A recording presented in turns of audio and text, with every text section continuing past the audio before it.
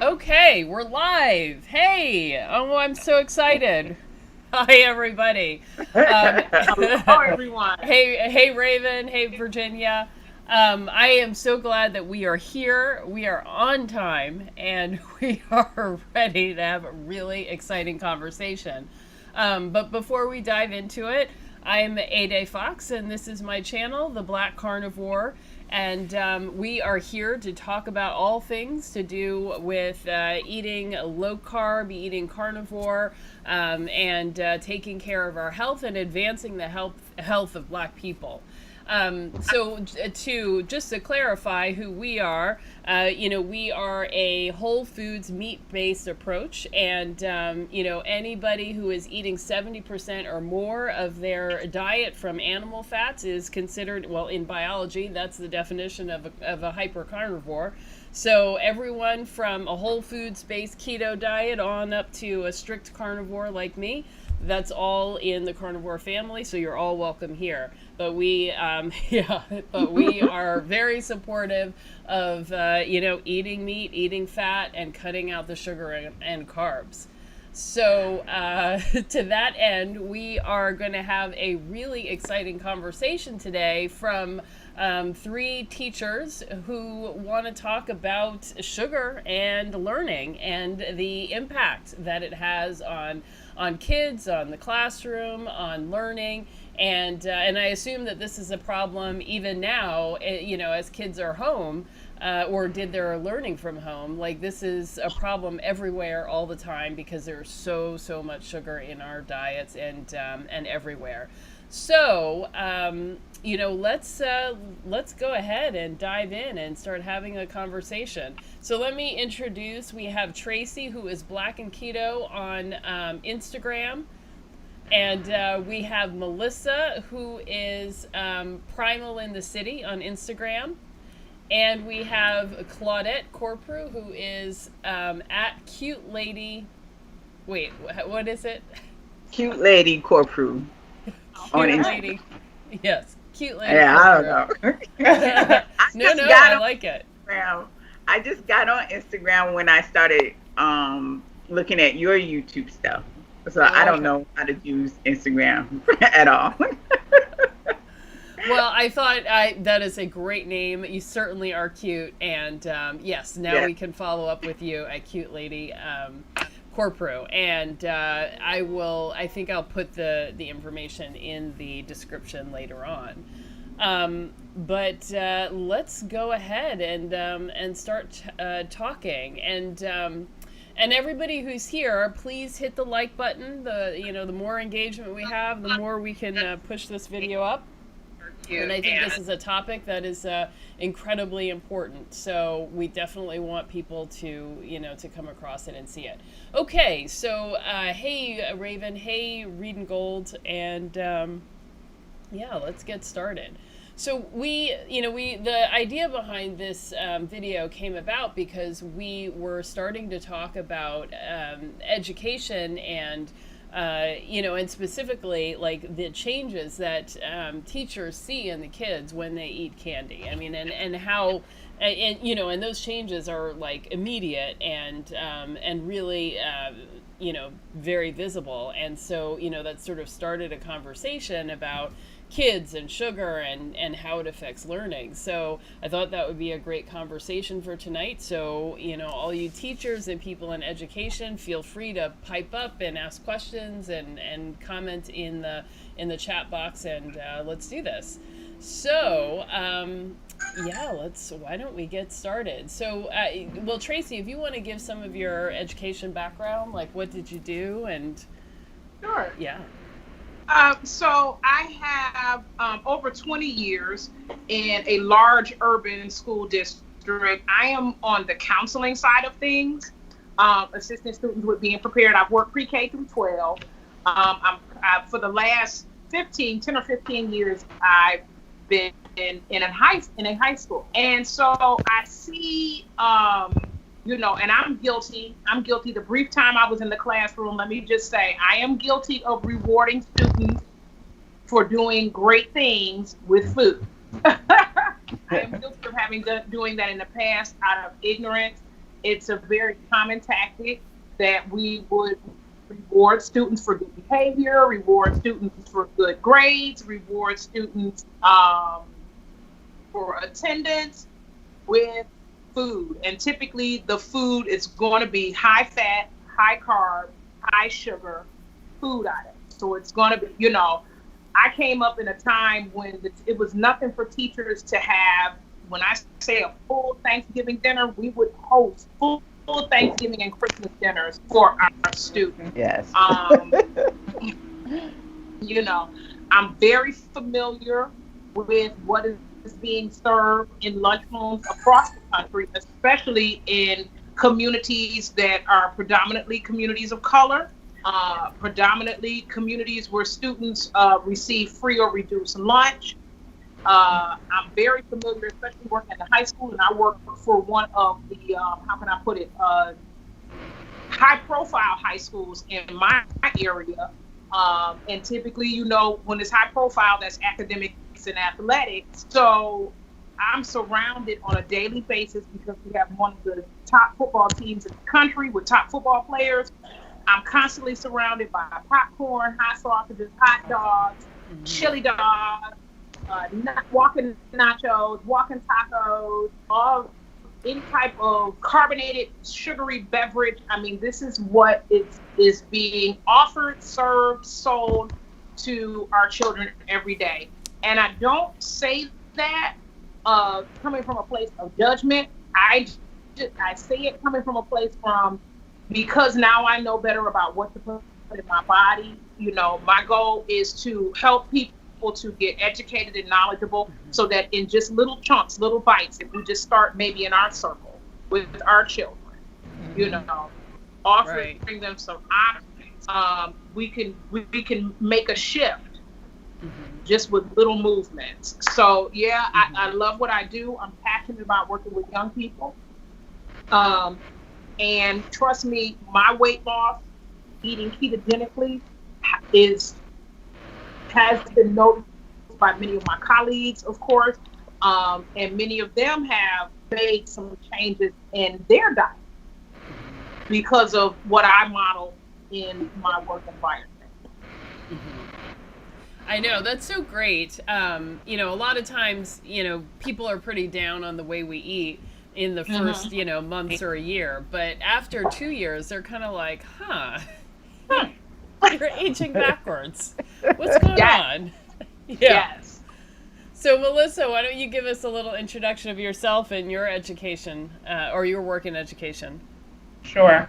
My name is Melissa. I live in New York City. I used to work for the Department of Education here for about 7 years, was about 2 years part-time and then 5 years full-time. I worked with the special needs students in elementary school and middle school, but also middle school general ed.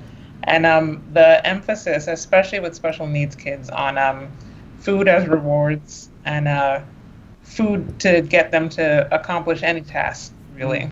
It was kind of built into the lesson plans for them and like their behavioral plans and things like that.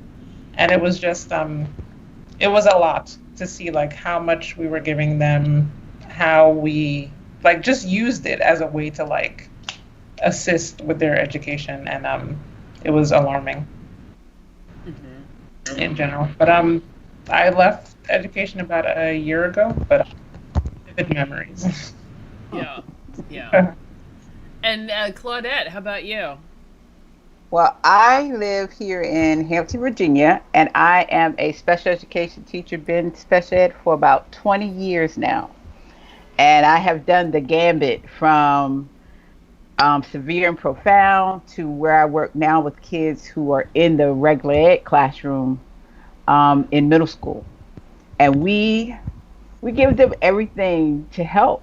And that's what our ideal was, is that we were helping, but as I've learned better, I've realized you can see the changes in the kids from when they come in the school building to when they leave. You can see how they go their major ups and then all of a sudden they just crashing from all the sugar they've had all day. You know, they by 12 o'clock they're ready to sleep, and they have no energy whatsoever. And it's all because of everything that we're giving them. And we were always told we would put it in their IEPs, that Mhm. for Yep. for this behavior, give so and so many pieces of candy. Or And two cookies. yeah, yeah, we would put it in their paperwork, you Yeah. know, that this is because this was how you moved them. This is how you got them to do things.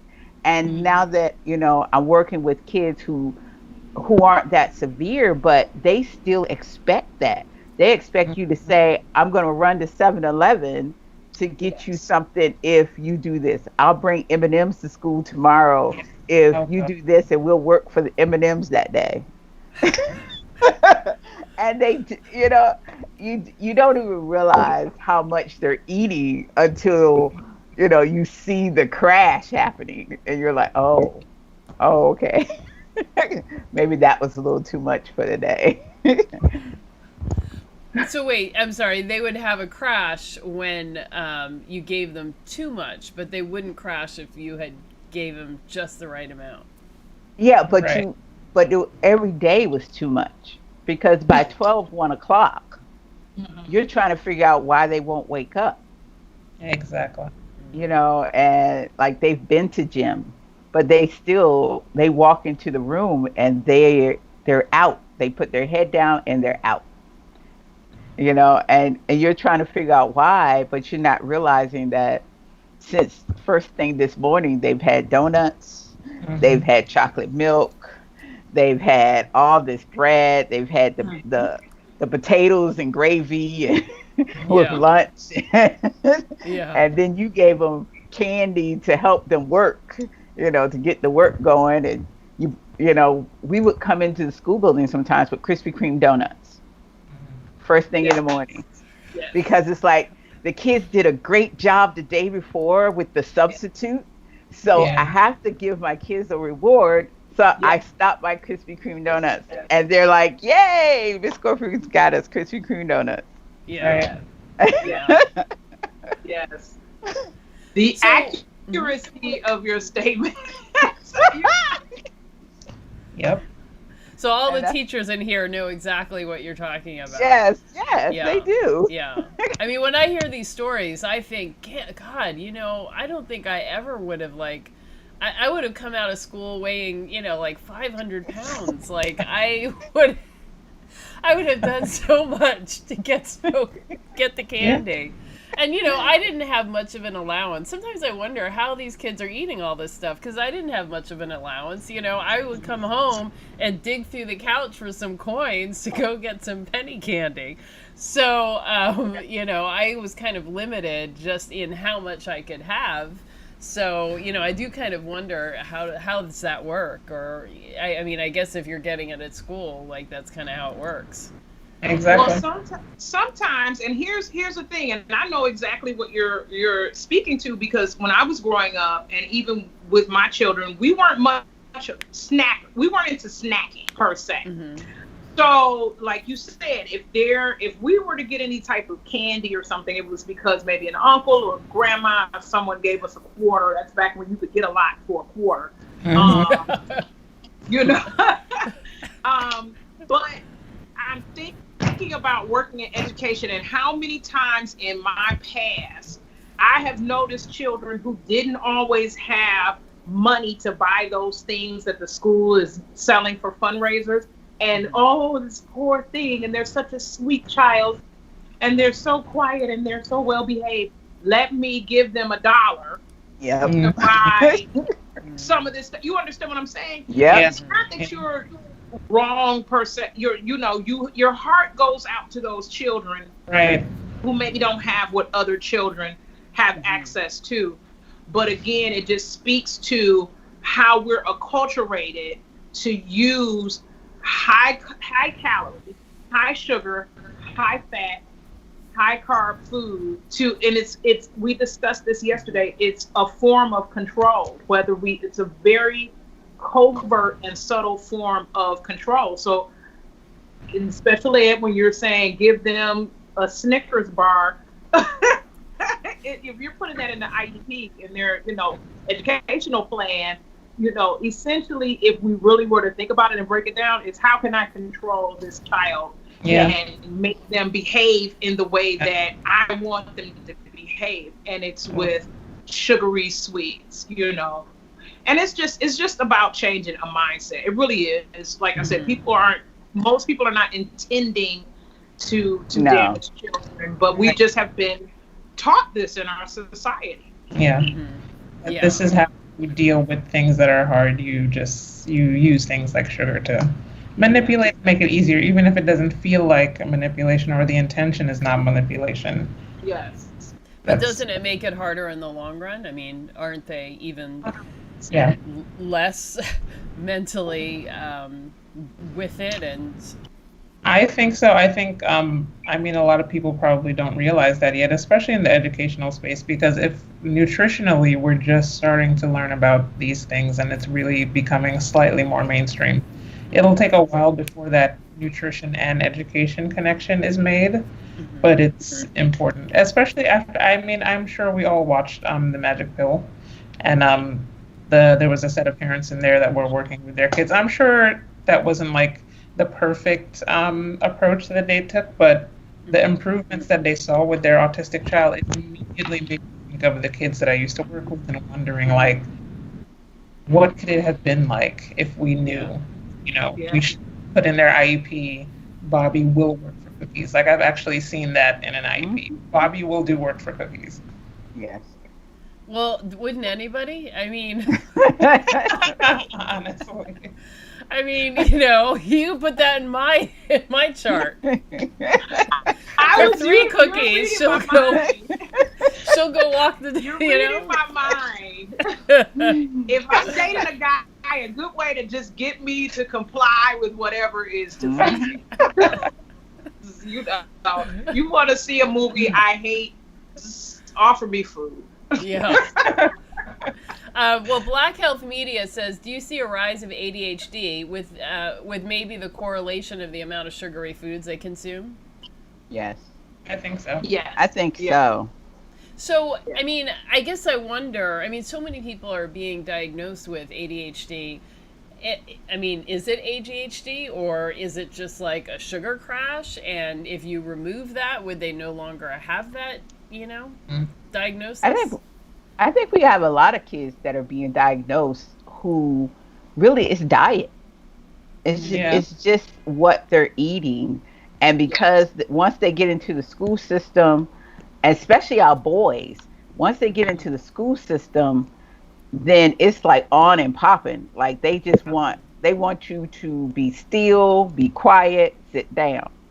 And if you can't do that, then you're ADHD. And a lot of it's just diet. I see our boys coming in school some mornings, they got bags full of stuff. Soda pops, potato chips, candy, and that's their breakfast. Because they don't eat the breakfast in the school, but that's the breakfast that they brought, and they're going to eat it all day long. All day you see them with this bag of food. So but parents are giving it to them. They're giving them money. Like a lot, especially the middle school kids, they have money. So they'll stop at the store before they get to school. Yes. And but they there come are in. Parents who, go ahead. Go ahead. There are parents, and like I said, I've worked pre-K through 12. There are parents, and I'm guilty of doing this. So if my children did not make me aware of a field trip in enough time for me to prepare them a lunch, what do? You stop at your local gas station, which sells Lunchables. But, that little Lunchable, you're thinking in your mind, this is not going to be enough food for them on this field trip. So you get the Lunchable, then you get a bag of Cheetos or Doritos or whatever they like. And then you get some form of drink, because they're children, you don't give them pop or soda. You get a clear water, clear fruit or something like that. And this is what your children, so the parents are stopping at the gas station or local store first thing in the morning to pick up things for their children to take for lunch. or to supplement the school lunch. And it's typically cookies, candy, and some type of carbonated or sugary sweet beverage, whatever it is that they're into. Arizona, I mean, you can't beat that big tall can for 99 cents. It's still 99 cents after all of these years. You know, so it's so many dynamics that go into it. They really are. There's so many. It's a complex issue. It really is. So even if you were to take out using candy as a tool, you know, if the stuff is being eaten at home and, you know, and on the way to school, like, you know, you've got to have a multi-pronged approach. Did you feel like you could talk about that with parents, or did parents know or care that, like, Johnny's IEP says, you know, requires 2 Snickers bars to do, you know, the day's lessons? Well, a lot of times the parents knew what was in the IEP, but they go by what a lot of our parents, they will go by what we, as the educators, the people who are in the meeting, well, that's what they're saying is needed. They're not going to really say too much about what you're giving their child, as long as they're getting the performance that they want to see. Yes. And, you know, it's a lot of times we were thinking that this was the best way to do it. But, and still, you know, like even now when school starts back up, I know that my kids think Miss Corprew is going to go to 7-Eleven. But it's like before school ended, I had already started to the point where I was like, hey, I'll go get you some fruit, because I'd rather give them that I wouldn't than do give them anything candy. for fruit. But the kids, the thing was the population of kids that I work with, just the mere fact I was going to get them something was what they wanted. Right. And then I started realizing that they'd work for stickers. I'm like, middle school kids work for stickers? Are you serious? I never in my life thought middle school kids would work for stickers. And I started having like these fun sticker books, and they would come and be like, can I get a sticker? Can I get a sticker? I'm like, are you serious? Okay, I love it. get a sticker. Grown women work for stickers. You guys are not at all in the planner community, are you? I do. We're I all have in the stickers. planner. Yeah. I just went and I got the little sticker book for it, and I was like, this is stickers for grown-ups, and we're pretending it's productivity. But I see what this really is. I love it, though.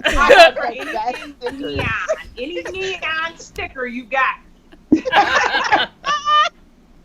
I know. I see them, and I have not let myself buy any stickers because I'm like, I loved stickers when I was a kid, but I'm grown now. But I have bought a bunch of washi tape, and I'm like, I'm just a hop, skip, and a jump away from like the full. You have to go into Michael's and see all the stickers. Oh yeah. Oh my God, I love Michael's and the whole, you know, all of their. That's where I got my planner. Yeah. And they sucked me in. I saw the wall of planners, and I was like, I don't need a planner. And I got closer and closer to it, and then I left with 2 planners and 2 books of stickers. And I was like, how did this happen? Yeah. So do you use the discs, or do you like what do you use for a binder? I have this binder. Oh, you have the disc binder? Are you a happy planner person? Yes, I'm a happy planner person. Yeah. So I know we veered off of sugar, but I think stickers, getting people into stickers as a reward is, you know, I mean, that's like a good thing. Or just food, not as a reward anymore. Right. Which I think is like literally a pillar in education that we're not talking about. Right. But stickers might be the answer. Yeah. Stickers like the scratch and sniff, do you remember those? And things like that. The scratch and sniff ones, do you remember those? Oh yeah. Oh God, a great one would be so nice right now.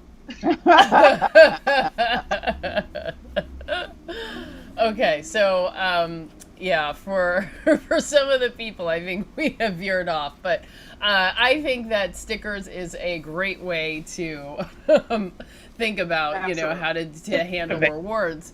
But Yeah. so, I mean, but in terms of like having conversations with parents, like, I don't know. I mean, are parents feeling overwhelmed and like this is their best way of dealing with their kids too, or? In my experience, yes, because I mean, I worked in schools in the Bronx and in the city, but especially in the Bronx, with it was a higher number of immigrant families, and what you would find is that oftentimes the parents didn't understand their child's diagnosis or how to really work with them. So then the coercion with food was at school and at home, because the goal is to try and just get them to sit down and be quiet, which a lot of them are not good at. And that was the only way that they really know how. So, but then that just exacerbates the condition, and it's a whole cycle. Right. And I sometimes wonder if the expectation for, I don't know, for school and for boys isn't, you know, unfair. I mean, you know, boys just seem to be wild and crazy until a certain age, and like trying to require, you know, them to sit still and behave like, you know, a proper 6-year-old girl isn't, you know, that's just not going to work. So I feel like our boys get the, you know, the worst diagnoses, the worst treatment, because, you know, people are just not invested in taking a little extra time to work with a energetic kid. Yeah, I saw like a 6-year-old they brought in like the school police officer to basically scare him into like staying in his seat and not running around the classroom all day. And at the time, it felt kind of normal. And I was just like, well, you know, I don't want to say his name, but I'm like, well, you know, you should know better, because, you know, think of what's going to happen to you when you grow up. And now I think back on that, and it makes me so sad that I participated in that. Like this huge police officer screaming at this little boy because he doesn't stay in a seat. Yeah. And he's part of that whole, like, you know, the sugar gets him hyped and he runs around, he crashes, and then it repeats. Yeah. Right. Well, I see Black Health Media says it seems like giving crack food, I meant junk food, is often used to quiet or calm down a kid until the sugar rush starts. Exactly. Yeah. So what is a short-term benefit or help just becomes a long-term problem. It does. Yeah. But yeah, I feel like, you know, there really isn't enough, you know, there's not enough care for, you know, our kids, and like you add in the food and it just really, really makes things hard. And then, you know, I wonder, it seems like, you know, the problem with obesity and the diabetes and those sorts of problems, they don't seem to start until later. But are you seeing that in high school too, or is it just not until really adulthood? Oh, yeah. Absolutely. I mean, you're seeing that. So this is an era we're living in where you do have children being not diagnosed as type 2 diabetes as early as 6 or 7 years old, if not earlier. Yeah. Wow. But most definitely, yeah, I can see, and I can say this, my daughter, when she was a teenager, when she was, you know, preteen, teenager, is insulin resistant. So you could see that, you know, in the Black community, if you have this darkness around your neck or your neck, you know, for a long time, you thought you're not cleaning yourself. So your parent is going in there and scrubbing your neck, and I knew by the time she was a teenager, I knew it wasn't about, while I still hadn't changed or modified eating, I knew it was about being diabetic. So thank goodness I kind of learned that. And now, of course, since she's changed her way of eating, all of that darkness, the hyperpigmentation for her has gone away. But I can tell you, walking through the hallways of high schools for years, and just looking at young men and young women, and you can see, I'm sorry, you can see the apologies. You can see those young people who are pre-diabetic. You know, so to your question about having conversations with the parent, that's a challenge and will continue to be a challenge simply because, again, let's take something like breakfast. When I do intermittent fasting, when people on my job say, you don't eat breakfast? No, I don't eat breakfast, I intermittent fast. Breakfast is the most important meal of the day because that's how we've all been taught. Right. Like, so the first response in a school, if a child is misbehaving or if a child's stomach hurts or anything, did you have breakfast today? And so so many of the things that we've been taught about nutrition and taught about diet are ingrained in our society and ingrained in our culture. So, having that conversation with a parent, that door is only open if it's a parent who knew me in 2016 and says, hey, wow, you really lost a lot of weight. And then you kind of open the door. Now, I will say this. I have a former student. She graduated in 2017, I think. 16. No, she graduated if my son graduated in 2016. She actually, she had gone off to college, went away to college out of state. And she happened to come back for a break. I wasn't in the building. So everyone, when they saw it, they said, wow, you've lost a lot of weight. You look great. And she told them, I'm doing the same thing that Mrs. Jones is doing.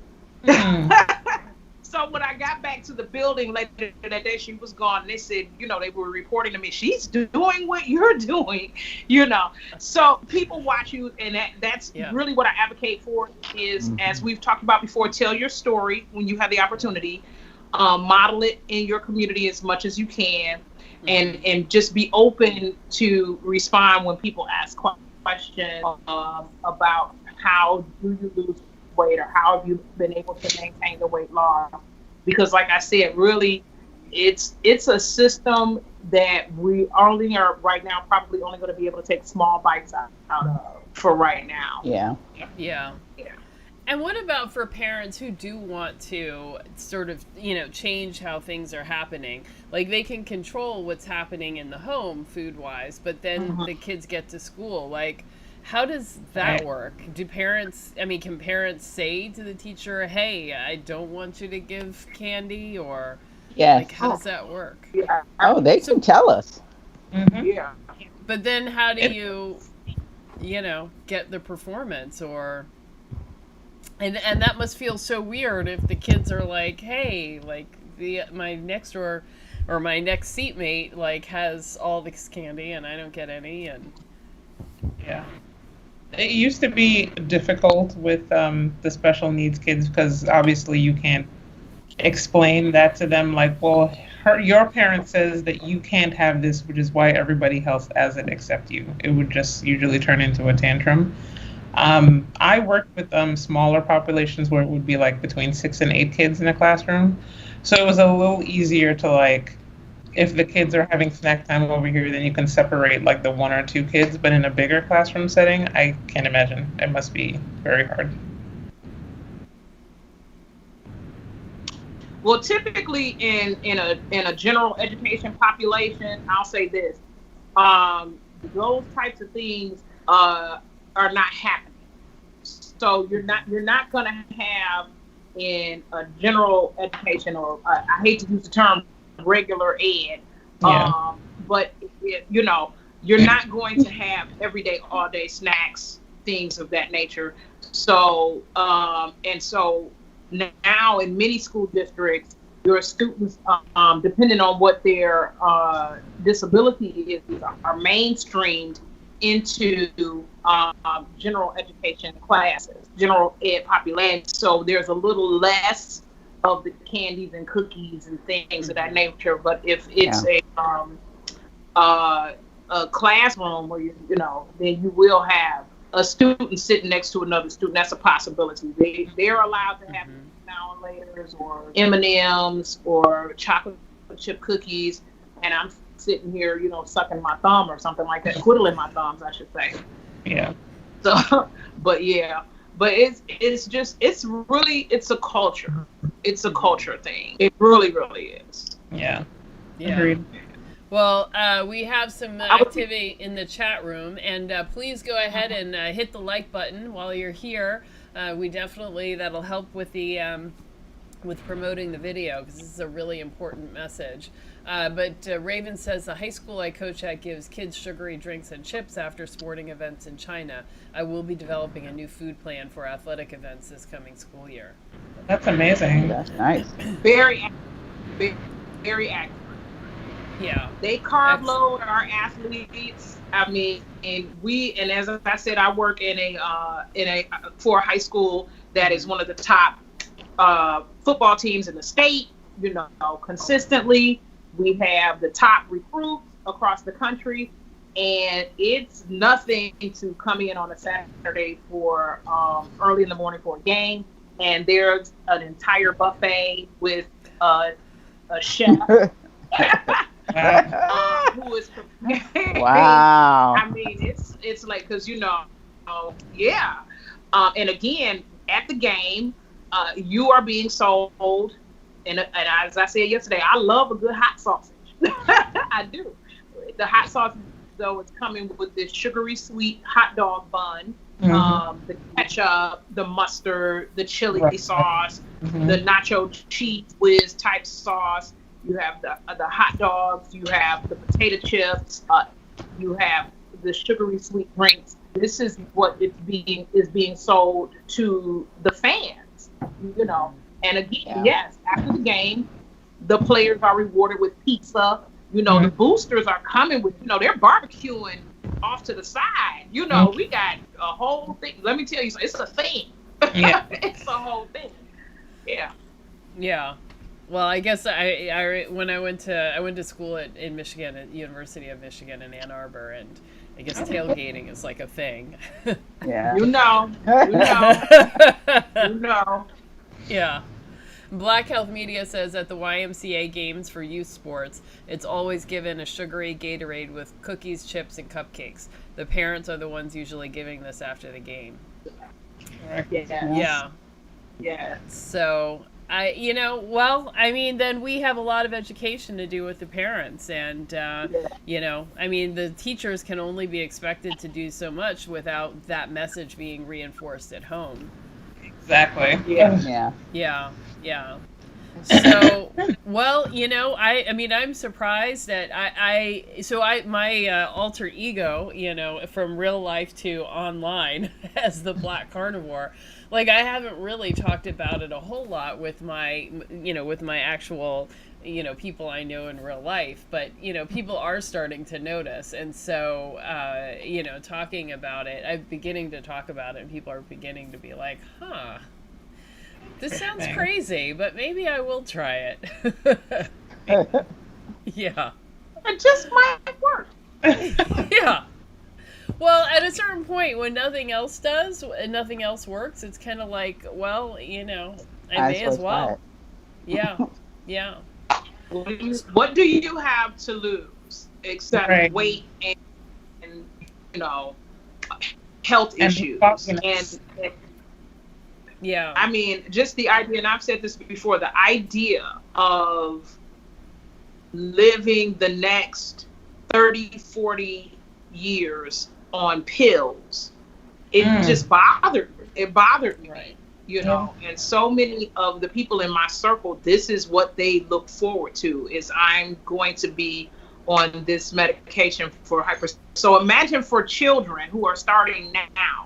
Imagine for a 7 or 8 year old who already is on metformin. Right. 19 years old. And so here's the other thing. So now what they're doing is really promoting these weight loss surgeries for young women. I know a lot of young women, 18, 19, 20 years old, who are having these weight loss surgeries to control diabetes. Mm-hmm. And it, from what I've seen, it controls the diabetes. However, if you don't modify those eating habits, you regain the weight, and then you're getting into some other issues, So you're trading one problem for enough. That is very true, because personally, I think I was 16 when I was put on birth control pills to try and balance my hormones. And there was never any discussion of maybe you need to make nutritional changes. I mean, they were like, you need to eat more fruits and vegetables. But I think my cycle was a bit off. And at 16, they were just like, yeah, get on birth control, it'll be fine. And it wasn't until many years later that I was like, was that a good idea? Should I have been put on those at such a young age? And I eventually got off of them, but it was like the first thing they suggested. Absolutely. Absolutely. Wow. Yeah. So what would you say to your teachers, your fellow teachers who are in the classrooms now? And actually, how is this working during quarantine? Like, you can't use treats like that. So, what are your teachers who are still in the trenches saying and doing? Like, how did they do it last fall? And I'm going to presume that they're going to be doing it this coming fall. Ooh. So this is a new frontier, for many educators. You're still trying to find your way with virtual education, virtual learning. I will say this, when you ask how do you talk with the teachers, so someone had mentioned earlier, like, getting back into the new school year, let me explain something to you. The first day for educators is a day of donuts. And the day, and if you have a really great administrator, it's a day of chicken and waffles. Yes. Or pancakes and eggs and, home fries. Yep. So when you're talking about talking to the teachers, you talk to them first about, ma'am, let me say this. I have a friend who posted today a gift they received, and she and I love her. She's beautiful. We're the same age. She's a year older than me. We have the same birthday. Her friend gifted her a water bottle that has the pill box on the side, so all your daily pills. Oh. Water bottle. And I'm thinking to myself, what are these pills for? Life now. And medical issues, nutritionally based medical health issues.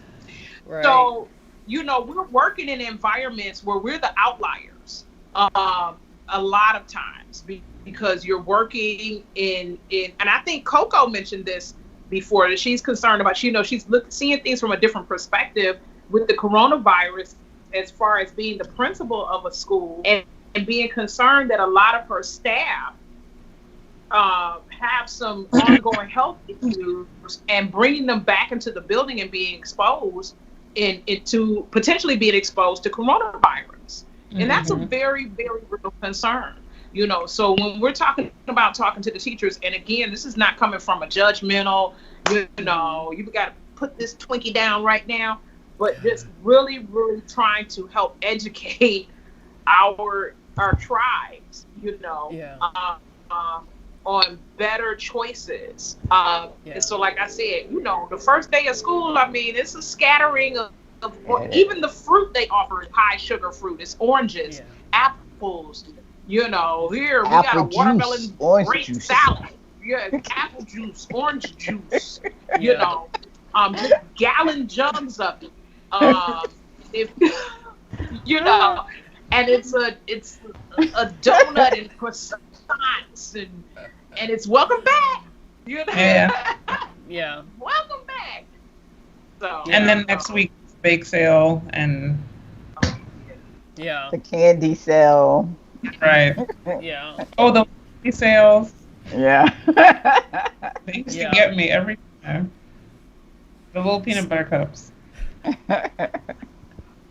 So, well, I guess I wonder, I guess, is there any advice for teachers, or is it really about sort of turning to parents and trying to provide support and inspiration there? I think it's both, because it definitely there has to be some communication with home in that regard, otherwise, because a lot of parents do it at home as well. And just being creative and finding new ways to reward, like Claudette does with the stickers. Yeah. And Yeah. I think there are like virtual rewards now that you can Yes. do. I'm not too positive, but I think slowly we're getting out of that because honestly, food and sweet things are the easy thing, and I think we're coming out of that now. I hope. Uh-huh. I think it's a mind shift. I think it's a teacher deciding that instead of buying those big bags of fun size candy, I'm going to go to Costco and buy I mean, and even this may not always be the best choice because of processing or whatever, but I'm going to buy the meat and cheese stick combo. You know, the jerky and cheese stick. If I have a party, then I'm going to get wings, you know, that are just baked or fried without flour. You know, a lot of restaurants offer those. Get the wings and maybe, you know, a nice salad or something, you know, just offering some healthier choices. And trust me, they like wings. Say, listen, I'm going to bring in some Frank's hot wings or something, which is butter, hot sauce, you know, they love hot wings, you know, and it's, you know, and make one of those antipasta salads with not a lot of lettuce because lettuce, oh boy. Well, Yeah, we know. But, you know, just healthier. Yeah. It really is beginning to taste very bitter to me. Yeah. Yeah. So just those things and modeling the behaviors. So they trust me. People watch you. People really, you'll be surprised. People watch you. And so I tell the story all the time, even of going to the grocery store and, like I said, doing some things as a mother. Even now, having been keto for almost 4 years, picking up sugary sweet cereal for the boys because they're home from school, and the gentleman in the grocery store looking at me with his eyes bugged like, you're buying cereal? Because he had been watching me for years. Yeah. And I only bought, you know, I shop the outer aisles. But trust me, people watch you. Your students watch you. And again, you know, keep some beef jerky sticks, bag of bacon, some Baby Bell cheese, you know, things like that. Strawberry, low carb berry, you know, or whatever, just to kind of get them to start thinking. Because Right.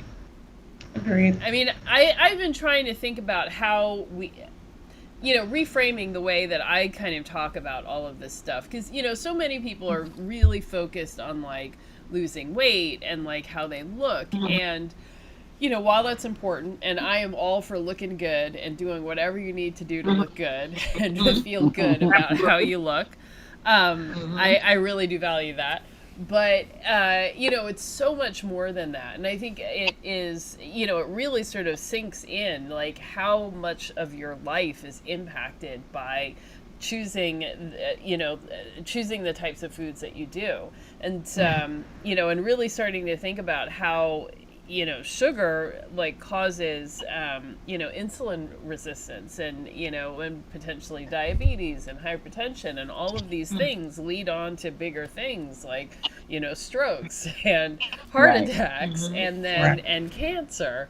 And once that path was really laid out for me and I could see that without any confusion or any confusion about it, it was like, God, you know, why am I eating M&Ms? Like, what is so, you know, important about this that it's worth my life, which is, you know, really what we're talking about.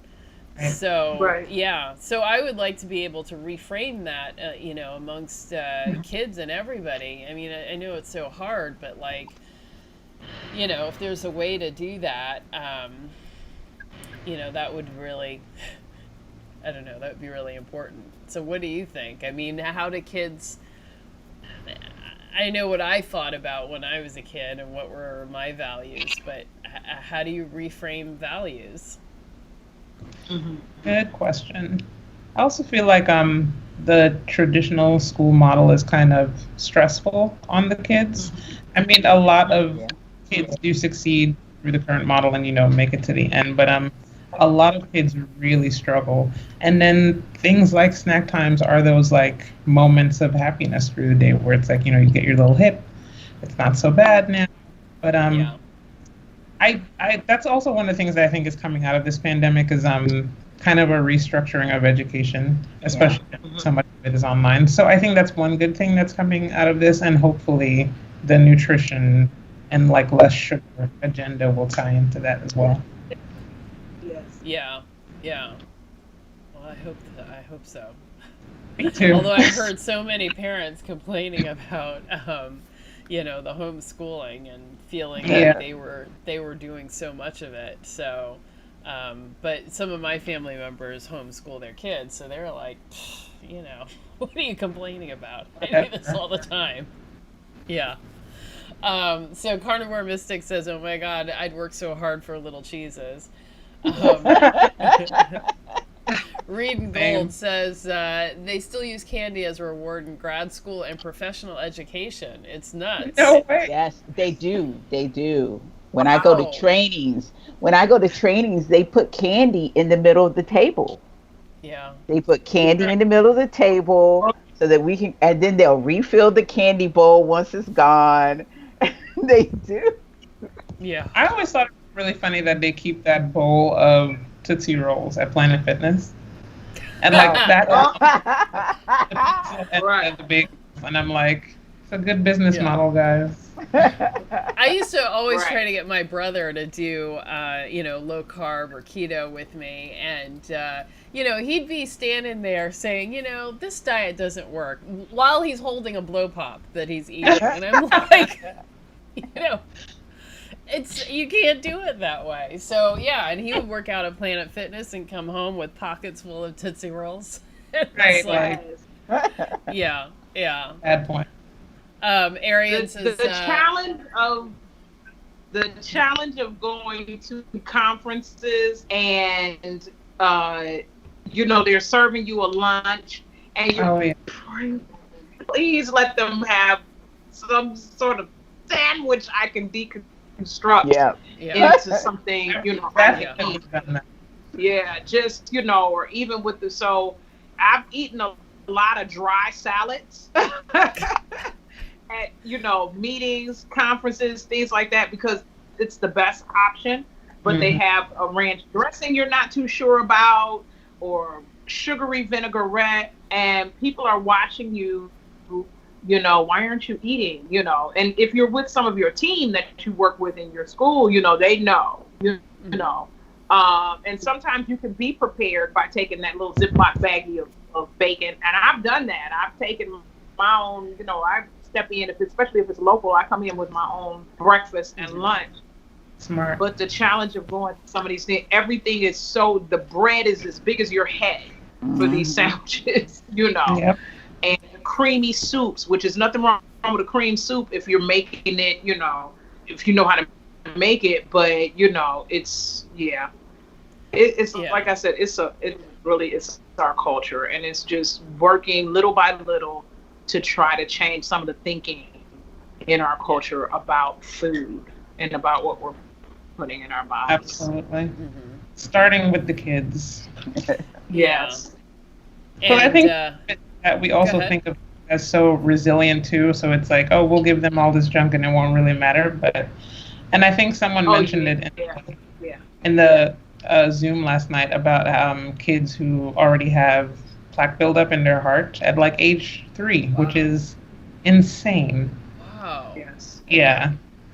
They did some it was a very long time ago, I forgot where I read it, but they did some studies to see like at what point atherosclerosis starts developing.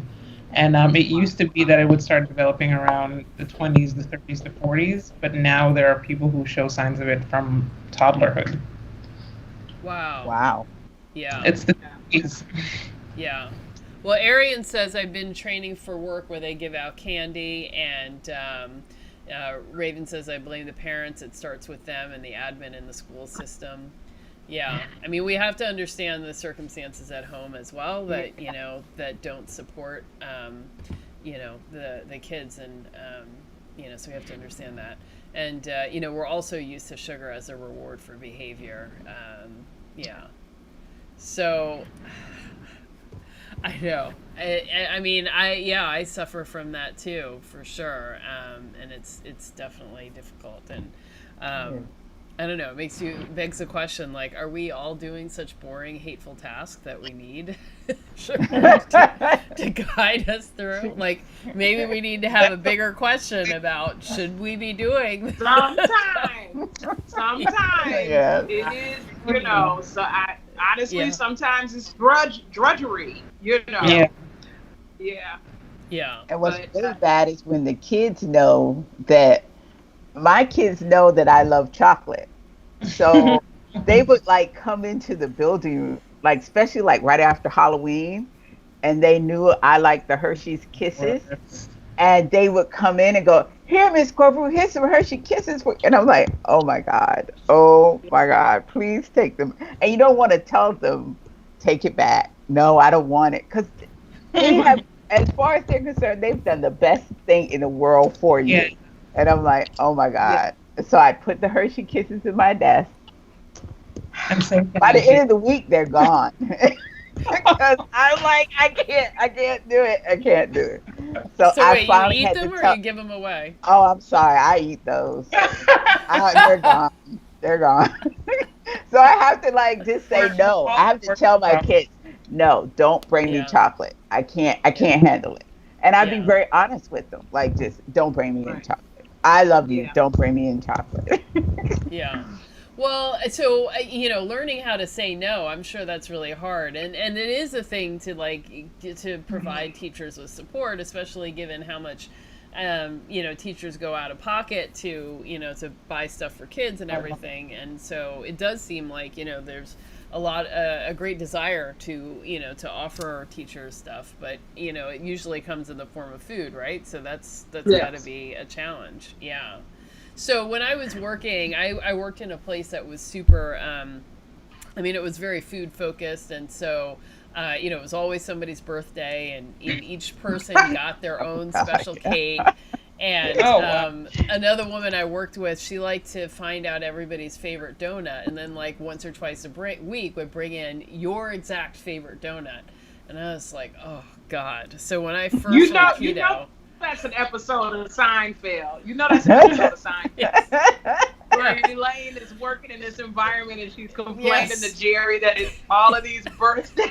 Yes. She's sick of this cake. Yeah. And sick of the birthday song. Yeah. Yeah. So I finally, I just had to say to people no, and I would close my door, and I was, maybe kind of rude about it in the beginning, because, people would be like, oh, I know you love the color pink, so here's your chocolate cupcake with pink frosting made just for you. And I'd just be like, no, no, get out, no, devil, I rebuke you. And, but I had to be that forceful to reinforce myself, because of course there's a part of me that's like, yes, give it to me. But you also have to teach people how you want to be treated. And so by doing that, eventually the message kind of came through. And so when my birthday rolled around, they got one of those fruit things, where the fruit's on the stick on a tree. Oh. Yeah. So, it still wasn't where I wanted to be, but it was better. Like, they understood the cake was wrong. And so they were trying to make an effort. But, yeah, they did try. So I'm going to give them that. But you have to teach people how you want to be treated, and people's feelings are going to get hurt, and so that must have been hard, Claudette, for you to have to say to kids who are really trying to do something that you find enjoyable. And I found that it helped me. I see Virginia writes, "Get thee behind me, Satan." Exactly. I rebuke you, Satan, behind. But I found that I had to tell people what I wanted, and that was the way to help them, because I think people want to, do something pleasurable, and they just don't know. So edible arrangements, that was the word for it. Why couldn't I think that? So I used to tell people flowers, and we forget how wonderful flowers are. And when I lived in Amsterdam, like everything was done with flowers, and flowers were cheap. You could get for like $6 a small bunch of tulips, and it was just expected. If you go to somebody's house, you arrive with flowers, and so it was a nice tradition. So I always had tulips in the house, and it was lovely to look at them. And so, I would tell people, hey, I like flowers. And so I started getting more flowers, and it's nice. Yeah. Let's see. Laura Gowd says, I teach in China. It's highly frowned upon to give candy to the kids, and there's never any candy at faculty meetings or professional development sessions. Wow. 180 degrees from U.S. teaching experience. Interesting. Yeah, definitely. But the kids all give teachers chocolate as gifts, though. Well, chocolate occasionally, where it used to be at Christmas, at your birthday, and, at Thanksgiving, like those were the times that you had it, and, that makes sense. But every day is a whole other thing. Halloween. Oh God. But for kids, like that's, the pinnacle. Aaron says, I don't miss the 1 p.m. slump. Oh, God, for sure. Absolutely. Yeah.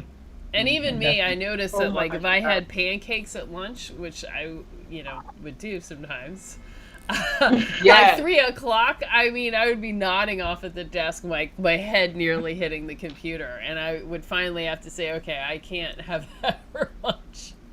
But they try to have some coffee, and that doesn't work.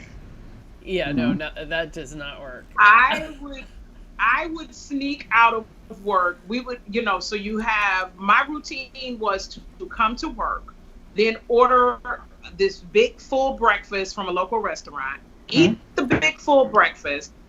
Then, of course, your colleagues, your friends at work are like, what are we going to have for lunch? And it's like, well, let's have this or let's have that.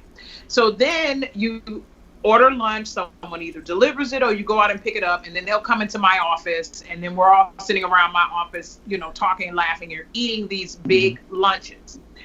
You get a little more work done, but like you said, it's this 1 o'clock slump.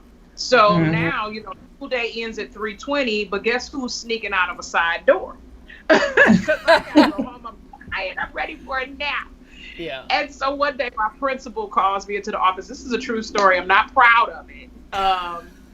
She calls me into her office. She said very nicely, I noticed you leave out of door. We have numbers on our door. Door number 12 or whatever door it was. Door number 12 every day at about 3:10.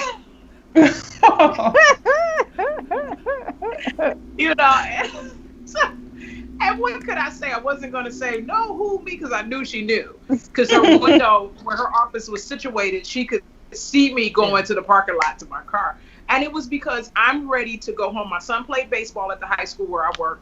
So I didn't have to bring him home. He would either come home with a teammate or he would catch the bus home. And I'm going home to take a nap, an afternoon nap. And it's from all of these high carb, because I'm getting older. I can't eat like this anymore. Unbeknownst to me, eat like this and function, And so I apologized to my principal. She said it very nicely and very politely.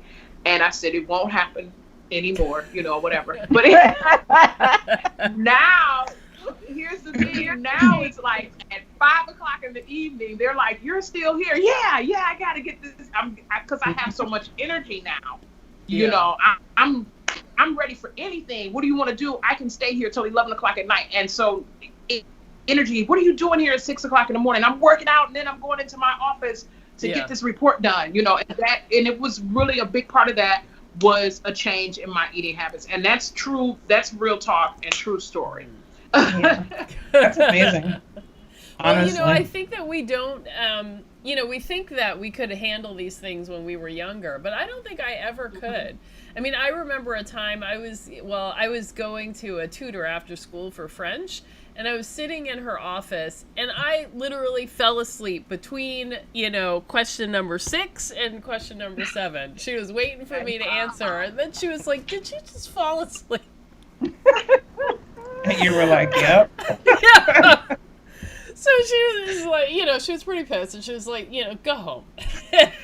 But I was like, I knew that was because I had had a bunch of candy after school. And so, an hour later, like, here I am nodding off. But, yeah, I think a lot of times, and I hear, sort of parents say, well, she's not heavy and it's fine. And it's like, actually, it's not fine. It's never fine. It doesn't ever... and my falling asleep means like that money spent for, tutoring was just wasted, unless by osmosis I was absorbing French, which I don't think I was. Yeah. Probably. So Carnivore Mystic says, my mom just bought a dozen donuts after me and my brother said we didn't want any, just because it was cheaper to deliver a dozen versus the 2 she wanted. I said, you're not going to tempt me, ma'am. And Reading Gold says, I love this flower idea. And so does Carnivore Mystic. And Aaron says, I have to quit eating. Go ahead. Can you imagine the smile on a child's face if you handed, my laptop too, if you handed them a rose or a carnation?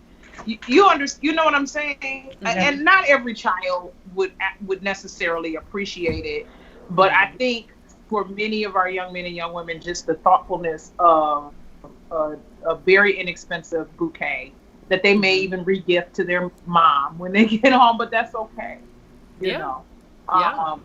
Yeah. I think that's really, and I mean, really, this is prompting me to rethink again, because I'm guilty of, hey, interns, we're going to have a pizza party next week. Yeah. I'm guilty, because it's cheap, because it's fast, because it's easy, and because I know that's what they want. Mm-hmm. But again, you know what? The same place that sells the pizza also sells wings, and a pasta salad or something. So just rethinking what we do. And while like you said, now when they go home, they're still going to have all of these things probably, but we do our part. Yeah.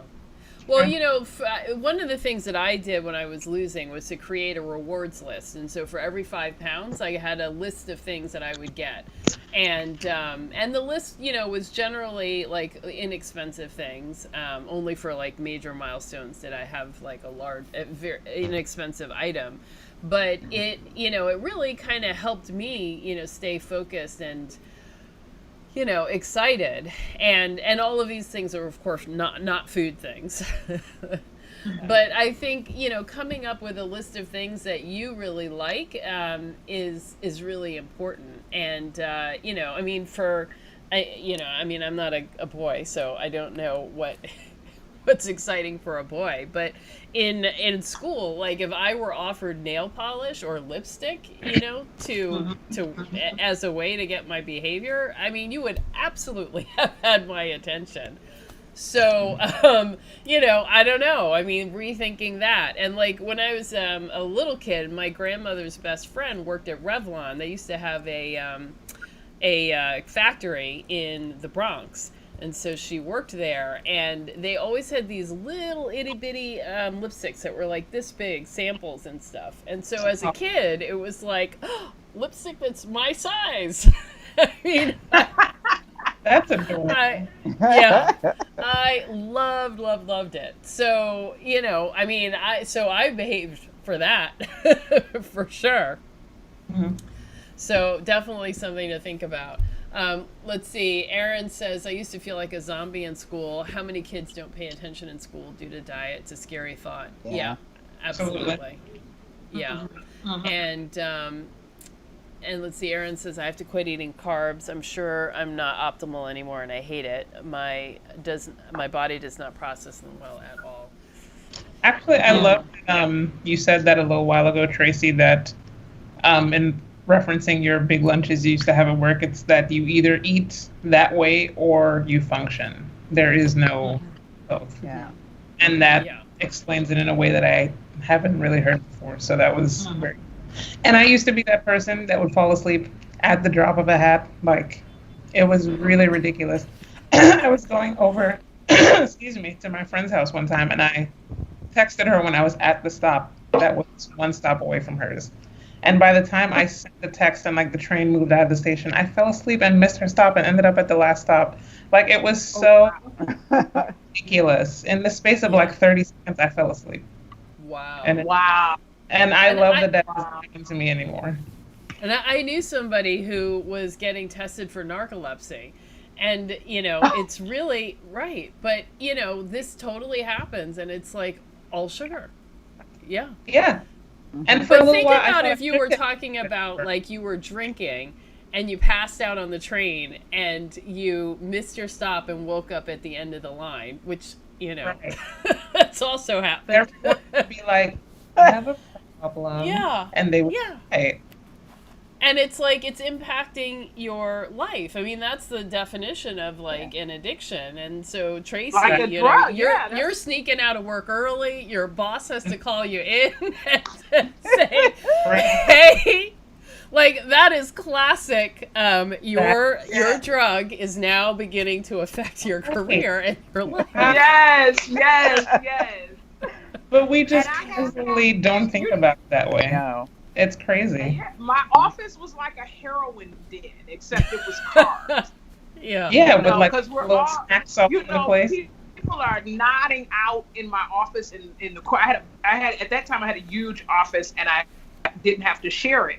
So you got one person after we eat lunch, she's in the corner nodded out. You know, I got another person that's sneaking out with me when I leave. She would call her husband sneaking at this door.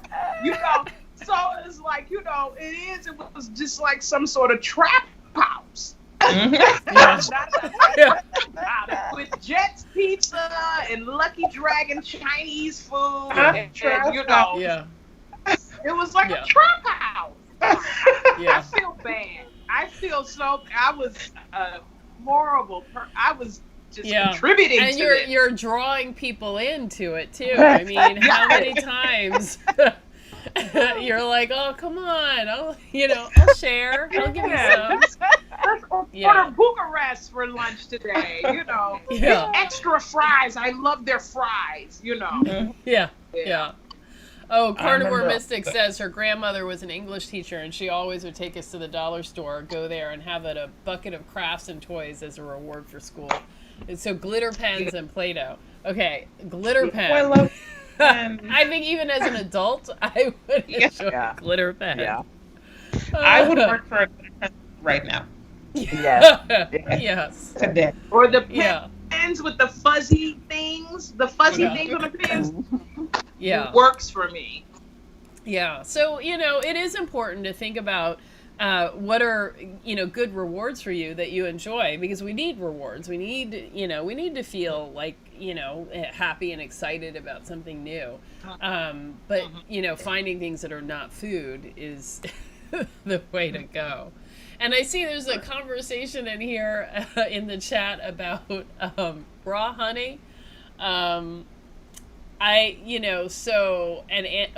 animal carbs. So I guess technically you could say that honey is an animal product in that bees bees are collecting the stuff from flowers and then they go and vomit it up at the hive, and this is what makes the honey. So you could say it's an animal product. They transported it. It's not really an animal product, but I don't know. Yeah. So I would say, honey is not something that's going to work for me. No. Some people seem to be able to handle a little bit of it, but, I think you're going to have to judge that for yourself. But if you find yourself going back for the honey again and again and thinking about it all the time, then, that's your... Problem. So Aaron says, "Don't explain it like that." He doesn't like the idea of eating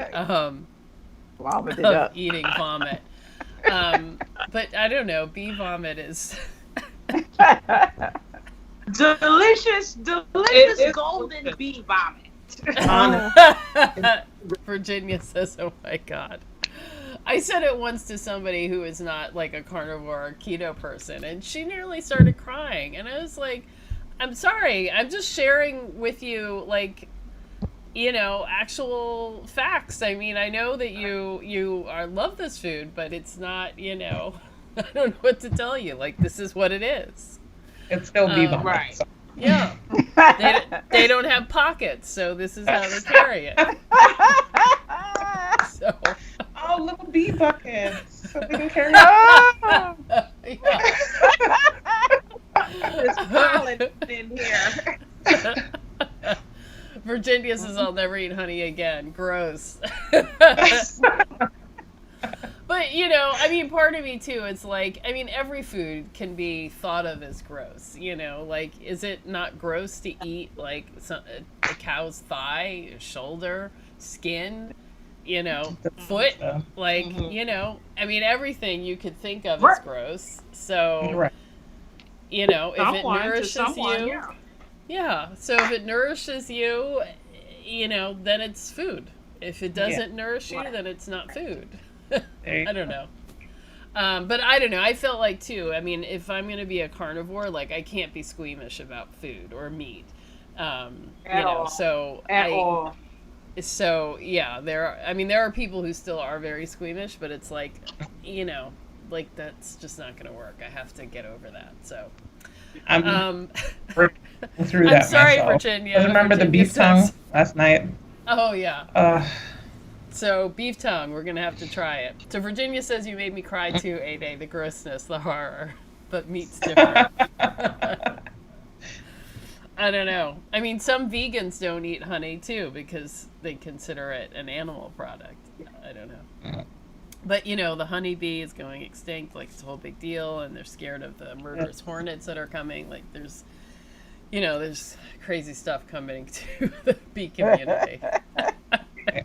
I think part of that is all the monocropping of corn and soy, but I don't know enough about that to speak on it. So well, here in New York there was a what they called a science boat, and they had like a bunch of different science experiments on it. But one of it was they had vertical farming, and it was like a whole system so that the the plants were they were growing vertically, but they were also connected to, I think, an aquifer. So they had, the fish were in this water pool, and I guess their waste provided the nitrogen, which would go back to the plants and everything like that. Oh, that's cool. So, yeah, it was actually really cool. But at one point in the tour, we saw somebody had a plastic stick that sort of like a tuning fork. You hit it and then it like vibrated really, really fast, like almost imperceptibly, and they were touching each flower, and so we're like, what's that? What are they doing? And so basically they were pollinating each flower, and they were mimicking what a bee would do, going from flower to flower, buzzing at that high speed and that same frequency. And I was wait, why? And they were like, we can't, bees, we can't keep bees here, and there's all these problems with bees, and so we don't have any other way to pollinate the plants or the flowers. And I was like, so somebody's job is to masturbate the flowers with a vibrator. Like, what? That is a very scientific explanation. Yeah. Fluffer. They were a fluffer. Yes. Oh, flower fluffer. Fluffer. Okay. I would do that job. Where do I apply for that? I don't know. It's very meticulous work. So, actually, I guess I've really upset Virginia. Virginia, I'm sorry. I apologize. Don't listen to me about the honey. Honey is fine. I think with this conversation, this kind of segue has made me think about one of the things when we talk about young people and children and nutrition, education. So even what you did going on that boat, you were learning some things on the science boat. And one of the things I thought about is, no offense to any vegan or vegetarian, because people have to find what hopefully works for them. But I will give them credit, they do a very good job of getting their message out. So you find a lot of young people that have decided to go vegan or vegetarian. And now I'll be honest with you, no disrespect, but I'm not seeing a lot of health changes as far as weight loss, improved stamina or anything like that. But that's not my problem. You live in your body. But so even with, I think about things like art history. So if there's a teacher who's an art teacher, if you're talking about art history, you know how you can introduce some things to a young person is show them some art, some Renaissance art or pre-Renaissance art that has examples of what fruits and vegetables actually looked like before they were modified. So there's a lot of artwork that has things that we know as a potato or a watermelon or a banana that don't look like what we know as a potato or watermelon or a banana. In science class, you're talking about what bees are actually doing, not to kind of turn them off, but so they can be more educated and informed on what you're doing. In a history course or a humanities course, talk about how in agriculture or pre-industrialization in America, which was, it was agricultural, but people ate fruits and vegetables seasonally. Unless it could be canned. You weren't eating orange. You didn't have access to oranges every day. Exactly. That's why in the Black community, you got oranges for Christmas. Whatever. It was not something you could have all the time. Watermelon was not something you had all the time. You looked forward to it in the summer. So just those are other ways and means of if you can inform them and educate them, in your classroom through your lesson planning, things like that. Like I said, just to kind of get them to engage and explore. Because exposure is another thing. You mentioned something like if, something is that we eat is gross to someone somewhere else in the world. And our exposure, especially here in America, is so limited. We don't do a lot of traveling, or a lot of us Americans don't do a lot of travel outside of the United States. But there are places where eating crickets, is normal, So just opportunities for exposure to other cultures and how they eat. The cow tongue, just make sure when you cook it, you got to make sure you peel that skin off after you cook it. Oh. Yeah. Yeah, it's a good thing, honey, but it's tender and delicious and fatty. I don't know about that cow tongue.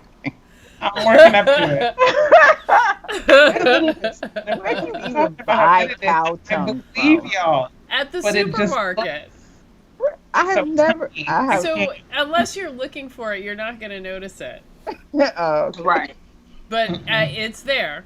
What were you saying, Melissa? I'm sorry. What was that? What were you saying, Melissa? I'm sorry, I was talking over you. I keep hearing about how good it is, and I believe it. I have to get past the looks. Yeah. Yeah. Well, me too. What? Try going to a Hispanic restaurant where you don't have to actually see it a full tongue. Because I'm going to be honest with you, an actual tongue, it will you'll be like, okay. But just maybe try going to a Hispanic restaurant where it's already kind of sliced. I've seen it on menus before, but I've never tried it. Yeah, and just try it with a taco or something like that. Yeah. Or minus the shell. Yeah. Minus the part. Well, there's a lot of conversation in the chat about trying these things and about eggs. So evidently the white is the baby chick and the yellow is the food, but I don't know. I the other way around. I don't know my egg biology that much, but anyway, eggs are good. And Tracy, you inspired me, so I made eggs today. And I tried to fold them. I don't even know what that means, but it did not work. You fold it. You'll get it. You'll get it.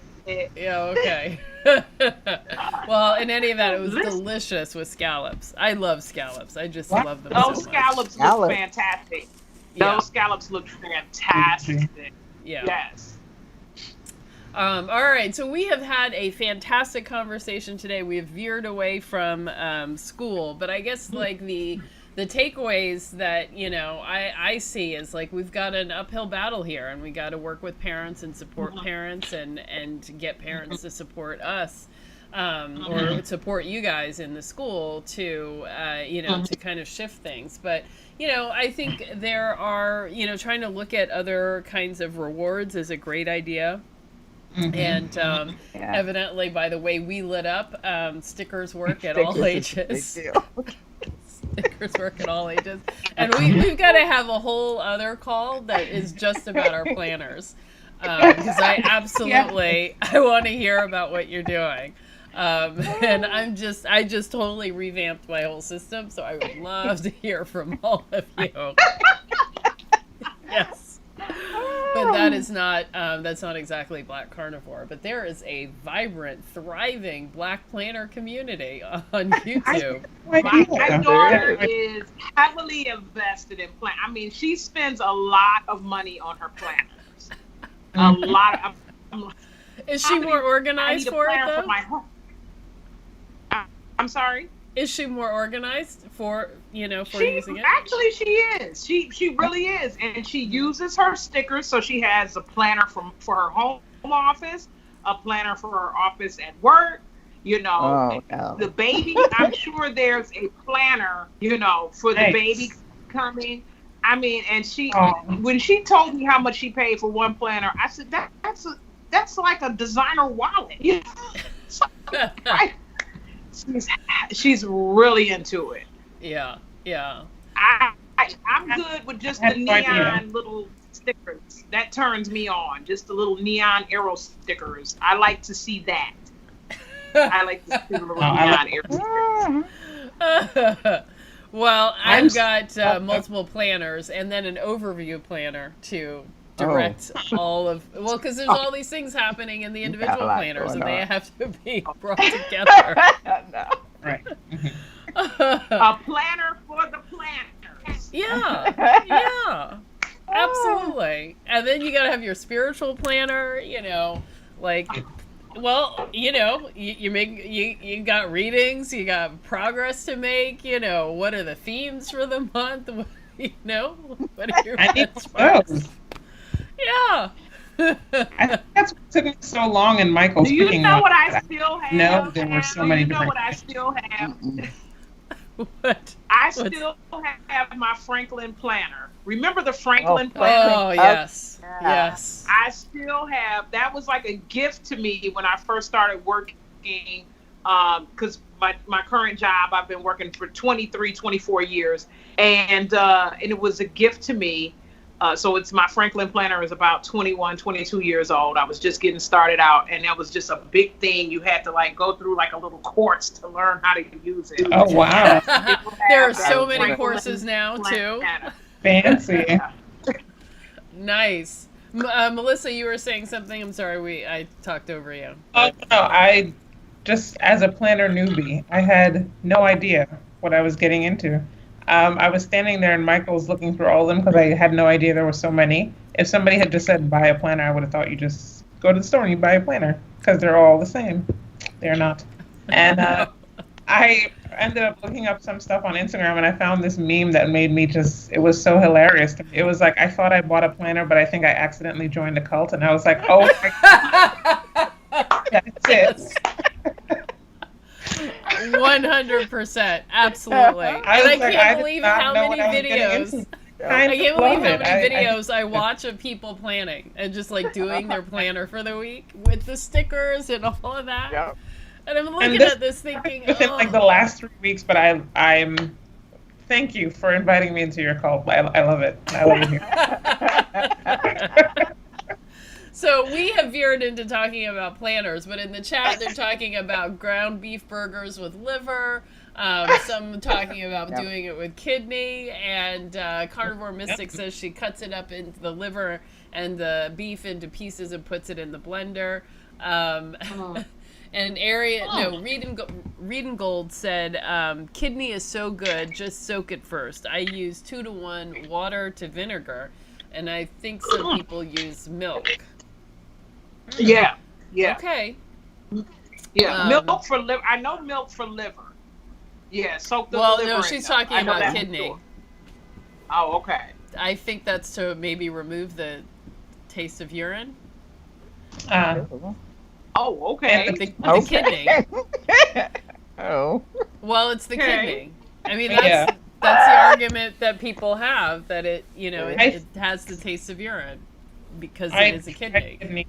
once, but like I couldn't get past the smell. It kind of bothered me. What did it smell like? Oh. Urine, like cow Even urine. even after being cooked. It was like that slight smell, or maybe it's just like kidney smell, and I hadn't gotten used to it yet. But I soaked it for a really long time in water and vinegar, and it's like I could still smell it. But maybe that's how people feel about liver, and I don't mind liver. So, Yeah. I Well, love liver liver. doesn't smell like urine. Kidney. If anything, liver smells like blood, but that's Yeah. okay. But yeah, urine, that's a hard one. Yeah. Except for those fasters who dry fast and drink their own urine. But you know, Oh. Ooh, but we're it's not not going that in serious. that It's not that serious. direction. Okay. It's so, not that serious. so I'm sorry, Virginia. We're grossing you out again. I apologize. Let me stop. So anyway, we have had a fun and great conversation. And Arian is giving the throw up sign. Urine taste, yeah.